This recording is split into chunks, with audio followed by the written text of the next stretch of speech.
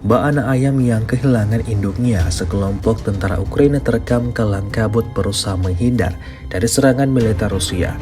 Rekamannya ramai beredar di media sosial Telegram pada Jumat 5 April 2024. Angkatan bersenjata Rusia kembali beraksi menjalankan serangannya di garis pertahanan Ukraina. Aksi baku tembak berlangsung antara anggota militer Vladimir Putin dan pasukan Ukraina, tepatnya di wilayah Viemka, Veseloye, Berestovoye di sisi utara Bakhmut. Dapat dilihat dalam rekaman bagaimana ganasnya militer Rusia datang menyerbu padat musuh, hingga membuat sejumlah tentara Ukraina harus mundur untuk keberlangsungan hidupnya. Namun, sebagian besar tentara Ukraina lainnya tidak punya waktu yang cukup. Mereka tewas tergeletak di dalam lubang persembunyian mereka sendiri.